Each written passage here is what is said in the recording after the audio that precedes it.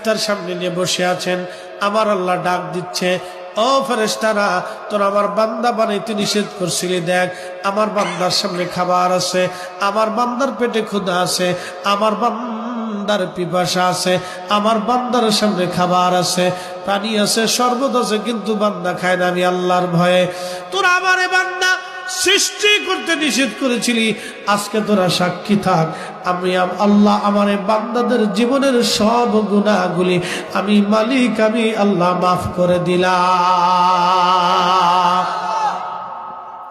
এখন প্রশ্ন, ইফতার কি একা করবেন না আরো 10 জন নিয়ে করবেন? আরো 10 জন নিয়ে করবেন। বলে হুজুর কারণটা কি? আল্লাহ নবী বলেন, সাহাবীরা রে, তুমি একা ইফতার করিও না, যদি সম্ভব হয় তোমার রোজাদার ভাইকে একটা খেজুর দিয়ে হলে ইফতার করাও।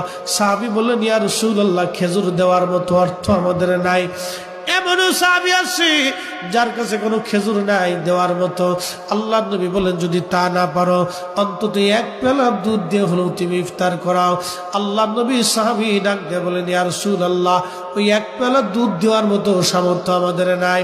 আল্লাহ নবী বলেন, সাহাবীরা রে, যদি তা না পারো তাহলে অন্তত 1 পেয়ালা পানি দিয়ে হলো ইফতার করাও।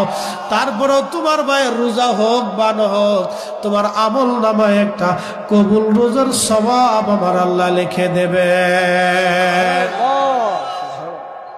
আল্লাহ নবীকে জিজ্ঞেস করা হলো, ইয়া রাসূলুল্লাহ, আইউল ইসলামি খায়রুন, ইসলামের মধ্যে উত্তম কাজ কি?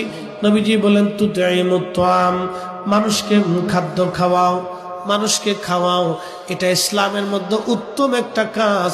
এই জন্য মাহে রমজান আসলে অবশ্যই আপনারা ইফতার করাবেন, নিজেরা করবেন, অন্যজনকে করাবেন।